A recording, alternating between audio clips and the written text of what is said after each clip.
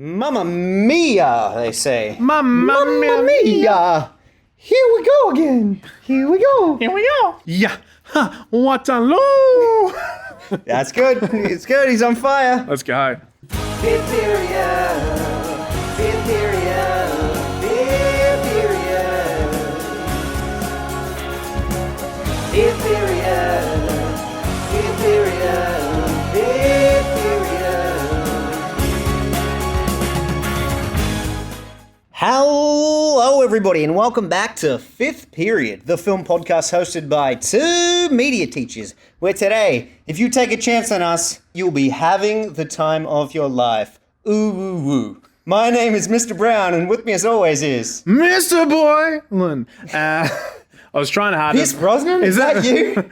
I'm sure that's a compliment or an insult, but we'll get into it. I'm buzzed. I'm geared up to talk about Mamma Mia. Well, I'm glad one of us is, mate. We're doing the reversal last week. I'm not as much of a fan of this film, or no one could possibly be as much of a fan of this film as you and your I was about to say, there's only one person who likes this film more than I do. Yeah, so you were telling me you were pretty jazzed up to be able to watch it through with her, and yes. You had something that she wanted to pass on? Yep. Why is Mamma Mia such a good film, and why have we watched it so much together? The music, the characters, and Pierce. And just Pierce. And memories of you actually cringing in the movie theatre when we first went and saw it. What a time that was. Oh, there's no Pierce taking his shirt off? No. Different soundbite. No, different soundbite. That was take one. Oh, that's the one I was looking forward to playing. Oh. That's way more interesting. Not for me. I'll edit it in later. You can. I'll send you both. So, I need to preface my lack of enthusiasm for this film with, I often feel like I'm outside of this really popular group of people that love ABBA music. True. I think that if it comes on at a party, people tend to be like, whoa! At a wedding or something, yeah. Exactly right. Huge. It'll get people on the dance floor. And it's not that I dislike ABBA music. There's particular songs in this film as well that I really bangers, get around. yeah. But I just feel like when people have that strong of a reaction to it, I don't get it. I don't understand why they're that excited by it. That's fair. Yeah, this film is a group of actors who just look like they're at that wedding that the song has come on, and they're pretty excited to get on the dance floor whether they can dance or not. Or sing. And yeah, usually I like people that can dance and sing in my musicals, but each to their own. It's still a bit of fun. I will absolutely give it that. And you know when you go and see a friend in like a play or something like that, and afterwards you go, well, everyone looked like they were really having a good time. That's the vibe. That's what this is. In addition to our main discussion of Mamma Mia today, we will also be playing an ABBA-themed movie mashups. So if you want to skip ahead to that, I will leave time codes in the description below. Hey, it's Lynn. And Charlie. And today we'll be talking about Mamma Mia. A big thank you to Lynn and Charlie for their intro to the pod today. Charlie's actually been on earlier this year. It was a shared intro both times, so she's almost up to one full intro. We've gone from 3 to 2 and then maybe to 1. Yeah. I was really thrilled that these guys could come on to do it. Charlie has very much been pushing for this film. I know Lynn was pretty excited, I think mainly in support of Charlie getting on to do that. Yep. But yeah, it was nice to have people that were enthused about it and have been asking for this one to come on. 100%. And we've both taught Lynn, so it was good to have her come on for the podcast intro for the first time. Enjoyed teaching her for a period of time last year, that class that I took off your hands, and got her again for Year 9 Media, which has been fantastic, which is an awesome student to have in the classroom. So I was very happy to see her along at Film Club. Couldn't agree more. Both Lynn and Charlie are in my Year 9 drama class at Yep. the moment. As you can imagine, singing Mamma Mia tunes the whole time. Here we go again, you say. But no, they are super lovely people to be around, and Yep. yeah, they love a bit of performing. So They do. For them to get around this film makes a whole lot of sense to me. It does, and they brought the energy on Friday at Film Club, as did many. A special shout out to Charlie and Lynn for doing the intro today. Thanks very much, guys. Thanks, guys. All right, let's jump into Mamma Mia. We kick things off with just a snippet. I have a dream. Oh, Elvis singing I Have a Dream. I love that. I mean, there is an Elvis feature later. We'll get there. I feel the moment where she puts the letter into the mailbox is very fan servicey. Like she individually lists the names out loud to nobody. To the us. ethereal spirits, the Greek gods of the world. Exactly. Yeah. Of which there are many in this film. They just want Sam, Bill, and Harry, and we're supposed to be like, Woo! She said the names. did. She said the thing. And yeah, so we get our little intro to Sophie, played by Amanda. Do you go Seyfried? Seyfried? Seyfried? Beefried. That's what I always say. Great. But no, I think that she's one of the highlights of this film. I think that she's really good. She is. And then we get a very quick intro into the three lads with a bit of an instrumental version of Gimme Gimme, A Man After Midnight. I literally wrote montage of the lads. I call them the lads the whole time. It's so good. It's so good. So we've got Colin Firth, then we've got Pierce second, and Skarsgård third. Nice one. You made that joke in film club. And you were like, save it for the pod, Let's mate. go, baby. I love that Pierce Brosnan had no idea what this project was. Just thought going to Greece and filming with Meryl Streep, being involved sounded good, and referred to her as the gorgeous blonde I fancied in drama school. So there you go. We'll talk about each of these actors' individual musical performances, but I loved it. It was on an episode of like that Inside the Actors Studio. Mm-hmm. Colin Firth's response to the question, if heaven exists, what would you like God to say when you arrive at the pearly gates? Was, I personally thought you were very good in Mamma Mia. I'm afraid he's not going to be saying that one to you, mate. They're all on the way to Greece. Yeah, it gives you a little bit of a rundown of what kind of personality types they are. Yep, as and you well. got Bill swashbuckling onto his boat. Yes. You've got sort of Harry sort of frantically trying to hail a cab, and Pierce is working. He's an architect, sort of in an office or something like that. But they're all on the way. It's a very eclectic group of actors as well. Like you got some, So good. You got some Americans, you got some Brits, a lot of Brits really. And you got a but Swede. Very few people are speaking Greek. No. Stavros. Yeah. We had to have a Stavros in there. Of course, you got to. It's funny because like the Bill Anderson character is Australian in the musical. Oh, is that right? Yeah, but they're like, no, ABBA's Swedish. Let's get a Swede. And they got old scars. Old scars. And then we get our first little number, Honey Honey. Yeah, so basically Sophie's reading her mum's diary about her promiscuous days, and I'll tell you, she's pretty excited about her mum getting some. 3 times. They're like squealing out about it. And dad.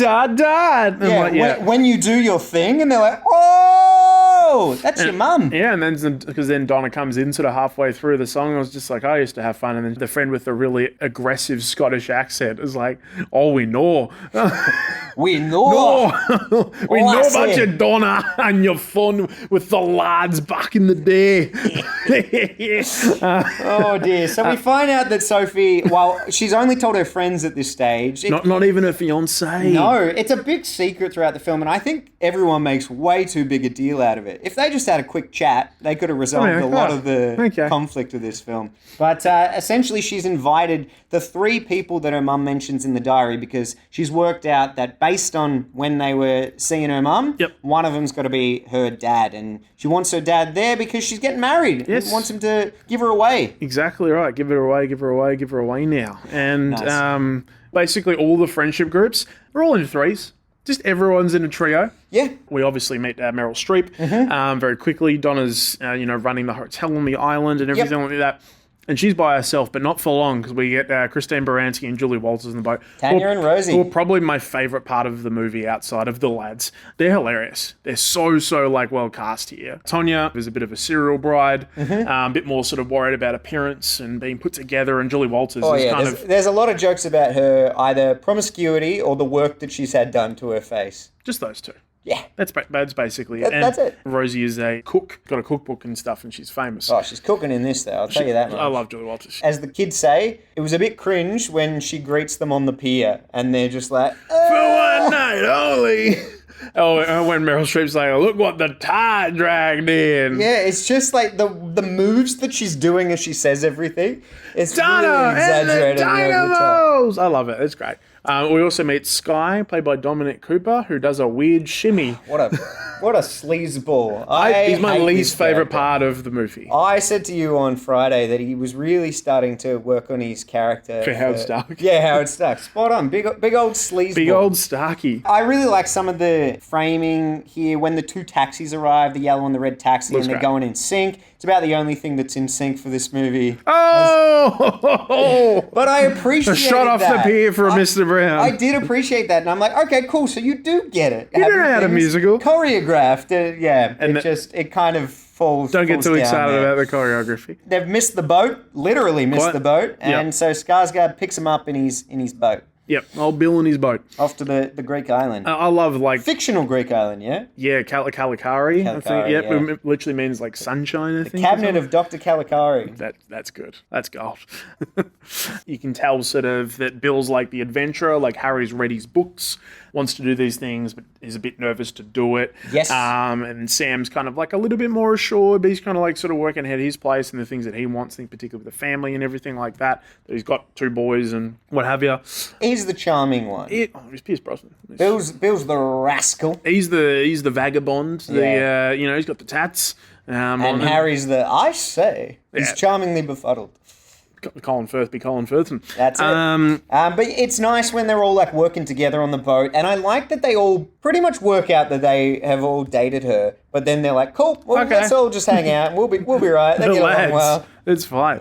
I love the fact that they've got the laundry drying, like, and clearly it's like, okay, we're ready for a musical number here. We know something's hanging on a clothesline, and it's time. That's not the only thing that's going online though. She's going online. He's going to put me on the line. The big joke from the internship, and they stole it from Mamma Mia.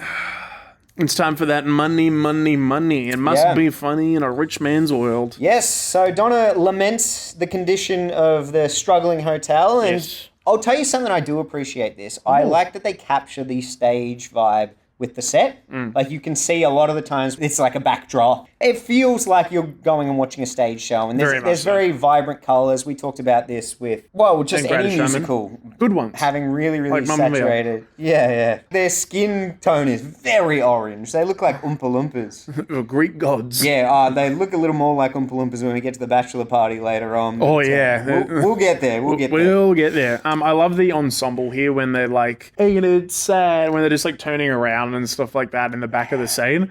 Great. Not me. It's peak. All right, it's cinema. This was the first time where I felt like there were missed opportunities. Like, I don't need the choreo to be super... to the beat? No, I do want it to be to the beat. I don't need it to be super complex.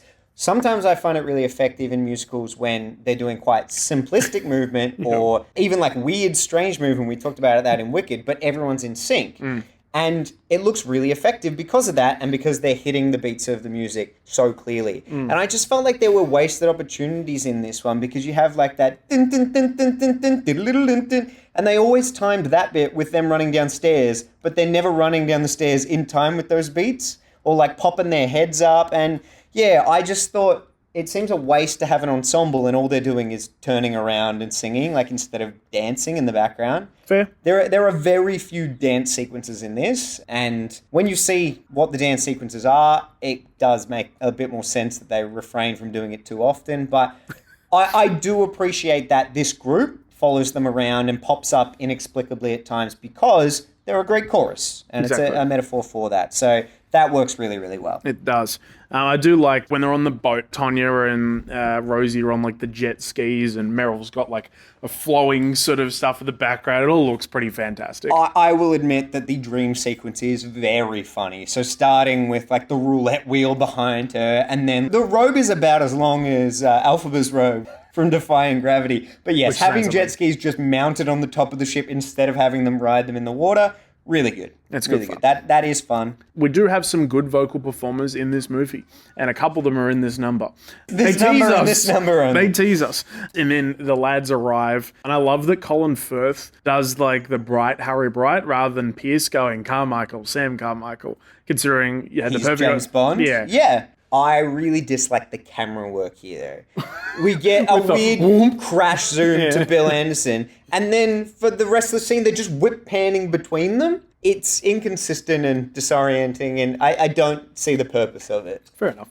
But Sophie sneaks him in while Donna's getting boozy with the girls. I love that Donna's also taken this as a bit of an opportunity to have a break.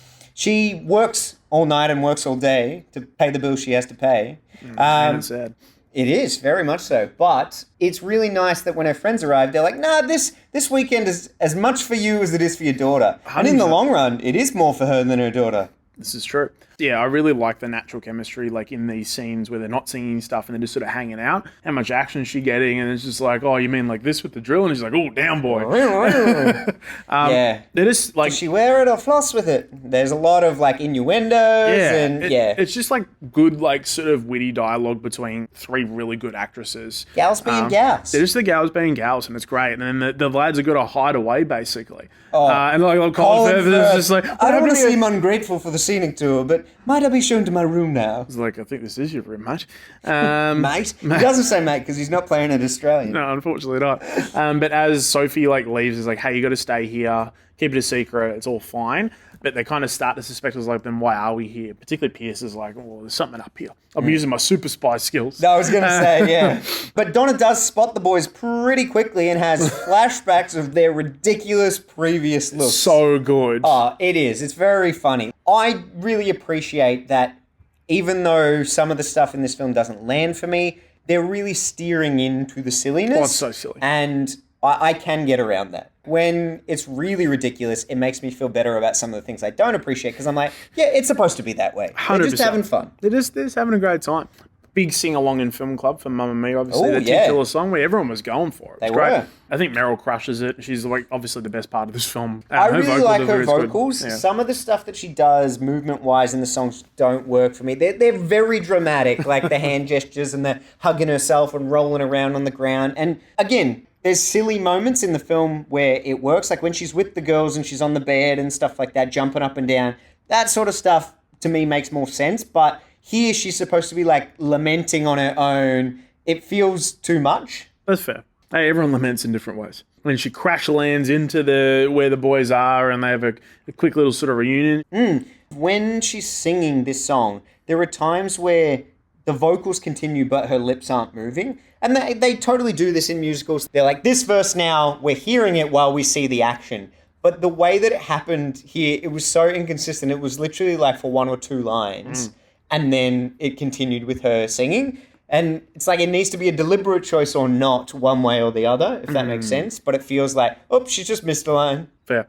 Anyway, the big reunion. Yeah, they have the big reunion. They're having a bit of a chat. And clearly she's still got like sort of banter, but very different banter with all three of them, which is great, sort of acknowledging these different sort of relationships that she's had. But she's like, I don't really know what you're doing here, but I need you to get out of here. Bill is used to roughing it. And Harry, I mean, he's spontaneous. He keeps telling us. In the least believable way possible. They all play off each other really, really well, but she kind of leaves being upset because she's like, oh, all these three guys are really big relationships. I don't know what to do. And then Tanya's on the prowl, sort of flirting with the bartender, who's a bit younger. Just a bit. But then they quickly go to consoling Donna and they sing Chiquitita, which is pretty good stuff from Walters and Beretsky. I think they're having a good time doing this. They're having a good time. The song doesn't do a heap for me. Oh, this is like one of the weakest ABBA songs I've ever heard in my life. Oh, 100%. And the hanging off the door That thing. stuff's silly. What happens next, though, after this song? Where it cuts to, like, the ensemble cast, like, laughing, and then Julie Walters is like, it's very Greek. Yeah. Just basically pointing out that they're a Greek chorus, I guess. Yeah. Anyway. But one song isn't enough, so they decide to sing Dancing Queen. Hell yeah. And this is good stuff. All right, so they're reminding her of her promiscuous youth. And say, hey, you know what? You can dance and you can jive and you can have the time of your life. Well, essentially, she feels guilt about the fact that she's seen these three guys. She thinks that her daughter's going to be disappointed. And she's like, when she finds out, she's going to think less of me because I've slept with these three people and any one of them could be her dad. Little does she know that Sophie is already well aware of that. Exactly. And doesn't care. In fact, it celebrates. It's like, yeah, Mom, let's go. Well, rightfully so. Good for her. Go, Donna. Go, Donna. You go, girl. And the girls do go in this song because they're reminding her of how good that is and she should be proud. And she does kind of, throughout the song, you see her really own that as well. 100%. Just like the fact that Julie Walters is owning being Elvis. Yeah. Which is great. I don't mind that. The stuff in the room's okay. It's when they exit the room and run down the entire island and then they head to recruit the all of pier the gals for what I can only describe as a geriatric flash mob. Oh, savage. You were complaining about some stuff not really sort of like flowing in or like being choreographed and stuff. Mm-hmm. Julie Walters howling down the slide is in basically the additional lyric of Dancing Queen, though, so that works. That's great. Whatever you say. I will. But we get a Benny Anderson cameo as well. He's playing piano on the boat. He is, yes. He loves it. Does. I really like the close of this number with everybody sort of just on the pier and then like jumping into the water and celebrating and stuff. Woo! We're all dancing queens. Yeah, I love it when a song ends in a musical and everyone just laughs about how good it was. But because the boys have been sent away, Sophie has to go catch them just before they leave. She dives into the water there. And she has some father-daughter bonding time around the island. With a great song. Our Last Summer. And unfortunately, it's not the last song in the movie. No, not from these guys. And I said to you that the auto-tune was pushed to its limits on this one. They cannot sing. That's what I've got. None of the three That's my can. additional note. The lads cannot sing. Yeah, so Colin Firth sounds like a Beatle. Walking on the Seine, dancing in the rain. I am in pain. Yeah, my ears were. Yeah, piercing my eardrums. But they sing about their youth and she convinces them to stay for the wedding. It's so weird that at this point, because you kind of forget that they don't know that one of them might be her dad. Yeah. Because they are all acting like her dad. They're all It's just the but three dads. They're just random men. Why would they do that? I mean, like, it makes sense while, like, one of them's being a bit of a dad, but none of the other ones have kids.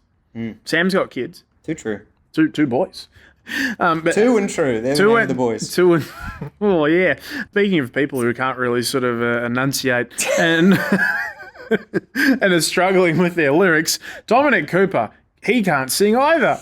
Nope. It's pretty bad. She goes back to the island and runs into Sky before his bucks turn, and they sing "Lay All Your Love on Me," and they do lay a bit of their love on each other. It gets pretty steamy on the beach. It's a bit raunchy. But yeah, you're right. He can't sing at all. Most of the people can't sing, and it infuriates me. Why would you cast all these people that can't sing in a musical? Well, particularly when you've got like actually some talented singers. Like Amanda Seyfried is really good. Yeah, like Meryl Streep is good. She crushes this number, and then it's like opposite Dominic Cooper, who's really terrible. Yes. And then all the lads on the deck are dancing. I said the nippers emerge from the ocean and they dance like they are in the Camelot song from the Holy Grail.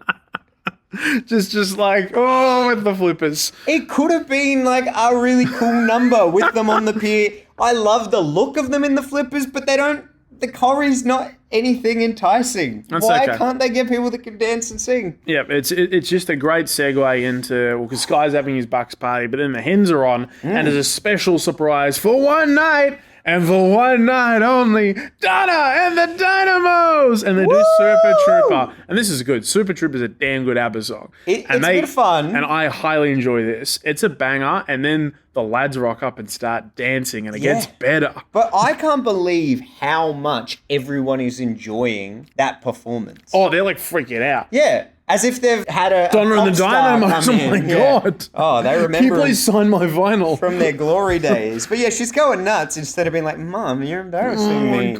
Oh, God. We'll get some of those references. They do like a step touch and the people lose their minds over it. Like, Maradona! I think the best part is Pierce watching the performance and dancing though. Like with the Yeah, abs going. little arms like this. Really funny. It's pretty good. It's moving and shaking. We're just gotten song after song at the moment. Oh, and all the girls from the bachelor party hit on Bill and Harry very aggressively. Gimme, And we gimme, get, gimme. Gimme.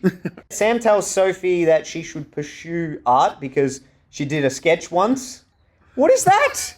He knows nothing about it. Why is he telling her to change her life around? Because he's her dad. Yeah, but he doesn't know that. And he's literally just picked up a sketch and gone, you know what you're doing? Drop everything and go pursue art. He doesn't know what her plans are. It's ridiculous. No, because he finds out that like she wants to like stay on the island and help with the hotel and stuff. But maybe that's what she wants to do. Not good enough. He's not her dad. Well, he might be. He might be. We don't know. He's 1/3 of her dad, potentially. And potentially more than 1/3. I'm not really sure. Yeah. It seems like he's got the bigger percentage. But it seems so weird that in this position, when he's just a random stranger, he's telling her to pursue art because she did a sketch. And then like Harry works out as well. Are you my dad? And she's like, yeah, I think I am. Based on what? Yeah, it's real weird. But all of this occurs while we go, voulez-vous? This is one of my faves. Voulez-vous? It's a catchy song. This would get me on the dance floor. And the bachelors and the bachelorettes collide. And Sophie crashes out. Too much for her. This was probably the part of the movie, though, where I went, yeah, it's highlighting how many of these songs have just been crammed in, which is absolutely something that exists in all jukebox musicals. But Facts. I think maybe a little bit more in this one. A couple of times they've changed the lyrics slightly so that they will fit to the storyline. And other times they'll just have a number between two characters that's... It's there. Yeah, it sure is. It sure is. It's but there. yeah, this is when it's basically just a montage of all the dads being like, I think I'm your dad. Oh, I think I'm your dad. And I think I'm your dad. Bill doesn't handle it very well. And he's like... He runs away from things a lot in this movie. Responsibilities. Yeah, he's a vagabond. That's his character. He is a vagabond. And then we cut to the next day. Everyone's a bit sort of dusty. That is the perfect evidence of why you shouldn't have your bachelor or bachelorette party the night before the wedding. Never. Rookie mistake. A classic Hollywood move. But Bill and Harry are chatting on the boat. This is good stuff. This is a very laid conversation. And then Rosie sort of come aboard because she likes Bill. Bill turns around and is like, we're serving the works. I think he just did because turns around and Ass cheeks? Yeah, so Stellan Skarsgård was just like, we decided I should be cooking on the boat. I thought I should have an apron on. And the director didn't know that I'd be naked under there and have those butt tattoos. The cameraman jumped and screamed while the director killed over laughing. Great. Love that from Bill. I love that each of the boys have put their own flair on everything. I really have. Amazing. Also, don't forget, Rosie falling off the boat. That's some brilliant physical comedy right there. She's great. Julie Walters just crushing it. And then she thinks he's talking about him, but he's talking about Sophie. Mm-hmm. And then Harry's talking about Sophie, but Bill thinks he's talking about something else. It's just great. It's a very, very fun chat. It's misunderstanding central because after Harry and Bill have their misunderstanding, then Donna and Sophie have theirs. Crushing Donna because she kind of just gives it to her. Yeah, well, because Donna hears something and then assumes that means Sophie doesn't want to marry, what's his name? I always Sky. forget. But then in the end of the film, she's right. She doesn't want to marry him. So Meryl's they always don't right. really allude to that throughout the film. And then at the end, it's like, hey, let's wrap up all these narrative points really, really quickly. We gotta finish this film. She cracks it. It's almost like she sends out a distress signal. Yeah, what would you call that? Maybe an SOS? An SOS? An SOS, mate? We've got the best song of the entire film. Yeah, Sam and Donna chat about Sophie's future because, again, apparently Pierce is entitled to that now, and their past. And, as soon as it starts, I was roaring with laughter. So funny. It's the seriousness of him delivering it on that first line. Where are those happy days? They seem so hard to find. You can tell with the other guys, they're joking around. They know it's a bit silly and a Pierce bit ridiculous. doesn't. Pierce is concentrating so hard. He knows he can't sing, by the way. He jokes about that in interviews all the time. Oh, yeah. But he was working his ass off for this. And when he does sing, the music gets so much louder to drown him out, and they bring in the backing vocals. So they're like, oh, just smooth that over a little bit. That's fine. The love you gave me, nothing else can save me. SOS. It's just great, particularly when they've got around the corners of the building, Mm-hmm. and Meryl's going like, yeah, where you going? But then like, When you go? just the way he puts his entire neck into it. When you're gone, how can I even try to go on? Hell yes. That's my favorite part of this movie. It's funny because like going back to that original audio bite from older Sandra, talking about the fact that I was cringing. What are they doing to my boy 007? I think he did it to himself. But over time, this has turned into one of my favorite Pierce Brosnan roles because it's changed that song forever. 100%. But it's just great. Then we get Pepper, the most forgettable character in the world. Is that what his name is? Yeah. Oh, God. Pepper needs new shorts. He's hitting on Donna, and she sings, Does Your Mother Know? Old Johnny English. Hell yes, another good track, but I just kept waiting for him to come out with a shower cap on his face. Ooh! It would have been brilliant. Karate chopping rubber ducks in the background. Tanya's a maniac! Definitely should have been in the background in a Speedo, just doing the thrusting. It's so good. And then like something. come on. Yeah, what her moves are weird. And then there's a random cut to a guy just headbanging aggressively. I don't know what's going on anymore. Hell yeah, there we go. Yeah, there we go. But Harry tries to give Donna a check for the wedding. She like, tries "I to don't refuse need and he's like, no, you'll have to catch me first, and then just runs off. So does she keep that check then? I don't know. And then like Sophie like runs off as well, and then Dominic Cooper's just like, Sophie, and like just the way he's running down, I'm just like, mate, you're not going to get cast in a Marvel movie for doing that. Well, he did. But so as I already alluded to earlier, Sophie's like freaking out about this situation, and it could all be resolved with just a quick chat. And even in the end, when it does come out, nobody cares. So it really emphasizes the stakes were quite low, but they needed some sort of conflict. They really do. Dominic, Sky's a real dick about it in this scene. It really is. No wonder she doesn't want to marry him. Fair. And then in the sequel as well, obviously. Of course, because we've all seen that. Anyway, so this is when we get slipping through my fingers, because Sophie is very upset and she needs her mum. And her mum steps in to kind of help her prepare for the wedding. I like the scene. It's quite nice. This is sweet. This is one of the songs where it didn't feel too ridiculous. I like the stuff that she's doing to help her out and help her get ready. It kind of harkens back to her as like a little girl as well. And it works. It's very, very sweet. Yeah, and then so after all of that, ask mum to give her away. Like Mary riding into Bethlehem. She goes to her wedding on a donkey. She really does. And then Sam rocks up sort of to have a bit of a chat with Donna and everything like that. And then we get probably the best number of the whole movie, I would say. I agree. Again, I think sometimes maybe the actions are a little too big. But the vocal, though. The vocal's great and would speak for themselves, do more of like a Park and Bark sing as opposed to like the angsty arms. That's fair. But Meryl she went to Stockholm to record the vocal for this. She did it in one take. And apparently Benny Anderson called Streep a miracle, which is fair compared to you be listening to the rest of the cast and be like, God damn, Meryl. Holding out for an absolute miracle. Miracle.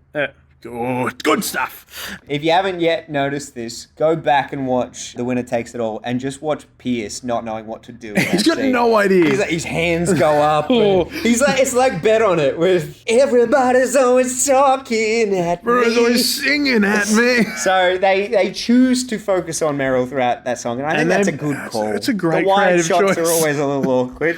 Yeah. And then at the end of that song, she runs up 1 billion steps, and we get that cut down to Pierce on the rocks. It is. Donna! It's very Streetcar Named Desire. But yes, the wedding starts and the jig is up. It goes all over the place. And Sam reveals he actually tried to come back. Turns out that's when Meryl had run off with one of the others. They're looking at each other like, you, me, you? It doesn't matter. Sam reveals that he still loves Donna. Harry comes out as well. And then all the lads are happy to basically be co-dads. Yeah. So they all agree that if Sophie's happy to do it, then they'll share the responsibility. Yep. I find it funny too because Donna being cool with all of that. Yeah, I don't mind having 3 of my exes back in my life. Yeah, like Sam, not? it makes sense because they rekindle, but Bill the other and two, Harry. you're like, oh God. I'm going to see them all the time. Yep. Do you think it's a bit of an insane move that Sam proposes to someone he hasn't seen for 25 years? It's bold. It is bold. That's James Bold. Good. But yeah, like they could be completely different people. That's right. They're going to squeeze in another ABBA song. I do. Yeah. I love the priest on the chimes as well. Good stuff. It's a grunty rendition of I do. I do. But it convinces her. Wins her over. You love me, and you know it. It's okay. It's not the worst vocal performance of the next one. That's the next song when all is said and done. It's like the post-wedding celebration. It's awful. What about his boys? They'll never see him again. He's moved to his magical Greek island. Truth and two. Basically. Brosnan especially I'm just reading off this Wikipedia article because some of these quotes are ridiculous. His singing was compared to a water buffalo, a donkey braying, a wounded raccoon, and Matt Brunson of Creative Loafing Charlotte said he looks physically pained choking out the lyrics as if he's being subjected to a prostate exam just outside of the camera's eye. Wow. I would love to see him read that and react to and he'd be like, and be like, oh, it's true, but it hurts. So Sam and Donna end up getting married because it's not crazy enough for him to propose. She actually accepts the proposal. Yep, and they just do it right there. Why waste a wedding? Oh, and this is the best part. Can you imagine having your wedding attended exclusively by your maybe daughter's friends that you've never met? This guy's like, my man. My man.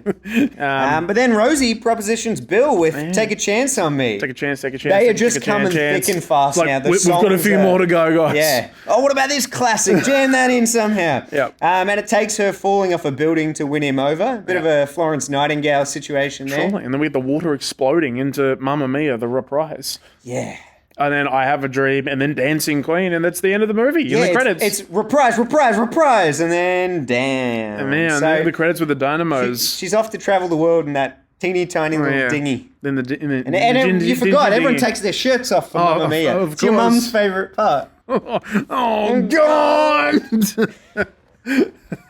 I do like the dynamos performing at like the end credits. Do you want another one? Oh. You're like, no. I thought we were audibly done. said to my TV, no thanks. No, Meryl, no. I'm good. But I do like the lads coming out basically in like the power suits and everything like that doing Waterloo. Yes, and again, two of them are laughing at how ridiculous it is, and Pierce is focusing so hard with his little Elvis suit thing. It's great. Yeah, to me, the credits song is a representation of all the mums watching at home getting up and then dancing. Oh yeah, I can't remember if my mum maybe like did that at the cinemas. Who knows? Maybe I've blocked it out. I said at home, but the cinemas, that's even better. That is even better. Oh, mum definitely had a dance at home watching this, don't worry. And then we get Waterloo with the boys. Waterloo with the boys. Waterloo with the boys. Yeah, and then do you know what the credits song is? We get another Johnny English reference. We do. Thank you for the music, music. the songs I'm singing. Very good. Incredibly Very well, good. Sophie. But yeah, I was pretty happy when that one came on Because it was the end of the movie? yeah, and there were no more people dancing on the screen for that one. Just credits on a black screen. Love that. Your favourite part of the movie. Hell yeah, it is. So look, I will admit that there's some fun moments, and it definitely knows it's silly, or most people in it know that it's silly. But then it's funny because the people who are trying hard are so bad. Correct. But I find it frustrating to have a musical and not get people skilled in The art of things doing that a musical. you need to do a musical, singing and dancing. Yeah, I just feel like they could have actually had some better choreographed numbers. The music's okay, and I like it, despite the fact that the vocals are really pushing it. Like, if they'd had some better people in those roles singing, then maybe it would have been a lot more tolerable. But Maybe. the dancing was the big one that let me down. Fair. There's not a lot of it, and when it is, it's not very good. Yeah, when it comes in, you long for the days of when it wasn't there. But yeah, What a time. Can't wait to do the sequel next year. no thanks. Don't worry, Lynn. Don't I'll worry, be Charlie. gone. You needed an SOS. Oh yeah, hell yeah, I will. Lynn and Charlie, it'll happen. Don't worry, guys. I'll make it happen. Oh, thank you for the suggestion, though, guys. Oh, I think Chloe too. We better do a shout out to And Chloe as well. The whole gang. Absolutely. So thanks very much, guys. Alrighty, shall we move on to movie mashup? Mash it up. They did the mash. They did the movie mash. The movie mash. It's like a plot theme smash. They did the mash. It might turn out trash. They did the mash. They did the movie mash. A little while since we've done a mashup, so I'll just rehash the rules. We will take it in turns to read out pitches for existing movies with a slight twist based on the theme of the week. The goal is to guess the new movie mashup title, which should be a play on words. Now, because we watched Mamma Mia this week, our theme for today is ABBA songs. For example, if I was describing the film in the famous spy franchise, where a menacing microchip manufacturer forms a plan to destroy all of his Silicon Valley competitors, our hero must take him now or leave him, because now is all he gets. You might say the film is called Voulez-vous to a Kill. Well, that's one Double of up. mine. Wham, wham, wham, wham. I'm so glad we doubled up on that. Have you got the audio by Yeah, I'll already? get it ready for our first one. Yeah, Voulez-vous to a kill. There Oh, you go. so good. So good. Well, apologies for stealing one away from you, mate. You can kick That's okay. things off. All right. In this dystopian time travel film, hired guns act as powerful dynamos to eliminate targets sent back through time. However, when our main killer has to eliminate a future version of himself, he does indeed feel blue and has to make a decision about the life he wants to lead. Ooh. Okay, so I know the movie. Yeah. I'm struggling. The power- Oh, all right, hang on. Is it Super Looper? He's got it! Oh! Super Looper! That's very, very good. Bruce Willis is gonna find you. I appreciate that. That's so good. The children of an inventor wander into his lab and activate his latest machine, Nice. transforming them into tiny versions of themselves. And let me tell you, when I first saw this, how it thrilled me. When he accidentally throws them out with the trash and nearly kills them, they must make the dangerous journey across the backyard to the house in hopes to return to their normal size. It is Honey, Honey, I Shrunk the Kids. He's done it! You're unbelievable. Oh! Nice one. In this comedy film, our main character flips between two highly contrasting personalities, which has someone he's escorting constantly saying, "Here we go again." As their adventure to New York continues, the police officer's case ends up being something he can't resist. Two contrasting personalities. Yes, almost like a split personality Yes. in a comedy film. Okay. Is it Mamma Mia, Myself, and Irene? He's got it! You're unbelievable. Oh! Like that. Like that. Alrighty. Traveling with her parents to the Catskills, a young girl is drawn into the world of suggestive boogieing when she meets a hunky movement instructor and has to sub in for his partner when she falls pregnant. While it takes her a little while to pick it up, by the end of the film, she can dance, she can jive, having the time of her life. Is it Dirty Dancing Queen? He's done it! You're unbelievable. Oh! Nice one. In this romantic fantasy film, a lonely janitor finds an underwater creature who couldn't escape if they wanted to, where an unlikely romance blossoms and the creature knows that their fate is to be with her. Okay, I've got the movie. Yeah. Is it The Shape of Waterloo? He's got it! You're unbelievable. Oh! We are flying through. All right. I'm going to mix my order around. Okay. In this trilogy, a group of short-statured creatures must go on a journey to throw a cursed piece of jewelry into a fiery volcano. The leader of their group is drawn into the jewelry as it calls out to him. But upon completing their journey, the group rejoices, and it's the happiest sound of them all. So I know the movie. I'm afraid this is an ABBA song that does not feature in Mamma Mia. Is it Lord of the Rings? It just rings, but he's done it. There we go. You're unbelievable. Oh! All right, my penultimate mashup. Ooh, okay. In this classic Australian musical film, two drag performers and a transgender woman dance and jive their way across the Australian desert, performing their cabaret show across the country to give a whole host of characters the time of their lives. It is Priscilla, dancing queen of the desert. He's got it! Unbelievable. Oh! Nice. Alrighty.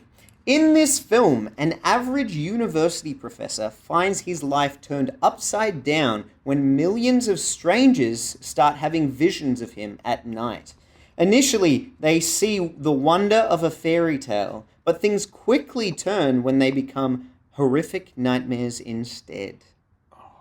Is it Dream Scenarios, the film? It is. So I have a dream scenario? He's done it! You're unbelievable. Oh! I got one more. Okay. And I'm happy with this one. Okay.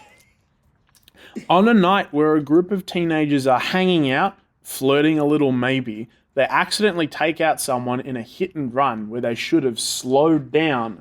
They can't take a chance on a guy like him, so they dump the body, but he makes a mysterious return a year later. Does your mother know what you did last summer? He's got it! You're unbelievable. Oh! I was really happy with that Hall of one. Famer. That is a Hall of Famer. No, that's the first time I had like a proper cackle typing that one. I was like, I've got it. Good. Really good. All right, I got two more. Okay. An Oakland athletics manager who works all night and works all day to pay the bills he has to pay decides to challenge the old school selection methods and sets off to assemble a baseball team using an innovative computer generation analytic. It is money, money, money ball. It sure is. You're unbelievable. Oh! All right. And I will end on this one. In this aquatic sequel to the visually stunning and groundbreaking 3D motion capture film about a civilization of blue creatures, our protagonist, a man who now lives among the Na'vi, must fight against a new threat against the civilization. While he had the option of exiting this world of natives in the first film, in this one, he couldn't escape if he wanted to. This is Avatar: The Way of Waterloo. Hell yeah, it is! You're unbelievable. Oh! That is a clear run, my friend. Smashed it. I thought this one would be a little bit easier for you because you're such an ABBA fan. You know me. You're going to have to test your mum on these ones when you get home. Oh, gladly. Oh, good. Good. She probably hasn't seen 75% of those movies, so she may struggle with that. Oh, yeah, I forgot there's the other component of mashups.